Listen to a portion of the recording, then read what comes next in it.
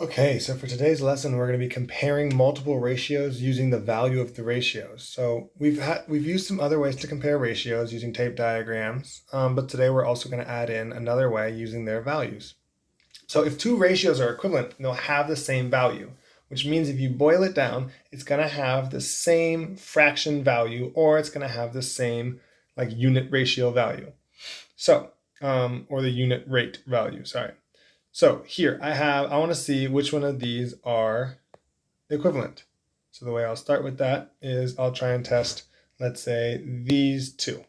Okay? So if I'm testing these two, let's see. I need to bring it over to a unit fraction. Now, I already know, first thing I see is the first one is smaller, second number is bigger. Okay, so those match. That's good. It could be these two. All right, let's see. If I have 12 over 32, I can simplify that. I want to try and simplify that and find the value of it, okay? So 12 and 32. So I take my 12, take my 32, and I'm going to find out what their greatest common factor is. So 12 can be 1 times 12, 2 times 6, or 3 times 4. 32 is 1 times 32, 2 times 16, or 4 times 8. Okay, so if that's the case, my greatest common factor that I'm noticing is going to be my 4, but I also had the 2 and the 1, but the 4 is the greatest one. So, okay, here we are. I'll do my 4 over 4. 12 divided by 4 equals 3.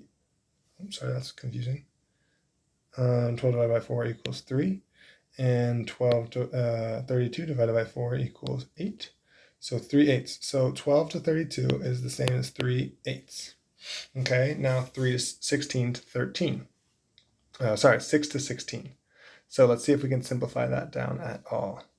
So I'll pick a different color here. And let's get started. Okay, so I have 6 over 16. So let's find out what we need to divide it by. All right, so 6 is going to be 1 times, we're finding the greatest common factor, 1 times 6, 2 times 3, and then 16 is 1 times 16, 2 times 8, and 4 times 4. So here our greatest common factor would be, see there's 1, but that's not the greatest. 2 is the greatest because there's no 3, no 4, no 6, no 8 on both sides. So 2 over 2, 6 divided by 2 is 3, and 16 divided by 2 is 8.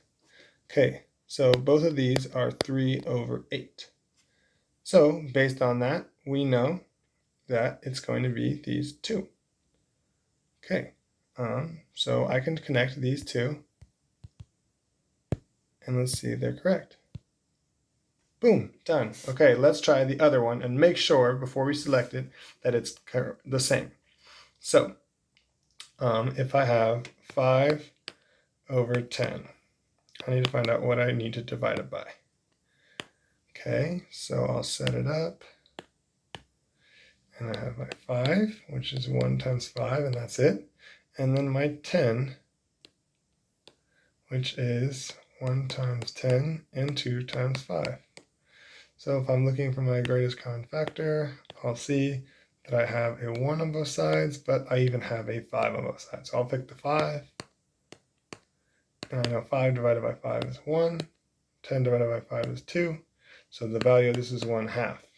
I already know that the value of this is 1/2 because it's set up for me. So I know that these two are going to be the same. So I can click both of them and they are correct. Nice job. Okay. All right, so I'll continue from there. Okay, so 1 to 2. What is the value of that ratio? Well, this is an easy one because it already gives it to you. So the value of this ratio is 1 to 2 is how we would write it as a rate. Here, actually, I don't like using that marker. Okay, I'm going to use this one. Okay, so 1 to 2. They give you, this is the rate, the unit rate or unit ratio. But the way we could write it as a fraction would be 1 over 2. Those are both values. Now the value of 5/10, we just did this one, and we figured out that it's the same thing as 1 to 2 or 1/2. Again, we divided it by 2 on both sides. So instead of it being 5/10, we divided it by 2, and we got 1/2. Okay, the value of the 6/16 we found out was the same as 3/8 or 3/8, 3/8 or 3/8. That's not going to be a unit ratio because it doesn't have a 1 in it, but it still is going to be our value, so 3/8. Just as 12/32 was the same, 3/8. So that's how we knew that those were correct. All right, so this is today's lesson. You're going to be basically comparing it to find out if they're the same using the greatest common factor to find out what the value of the ratio is. Just to review, the other way we could have done this is I could have done for 1/2 or 1/2, I could have drawn my 1 box and my 2 boxes, because that's my smaller if I'm trying to compare these two. And then I'll grab the other one and I'll see what do I need to do if I wanted this to be worth 5 and this to be worth 10. Could I make that work? Well, let's see. If there was a 5 here, then that would be these were all 5s. 5 plus 5 is 10, so this one works, and 5 is 10, that works. So that's another way.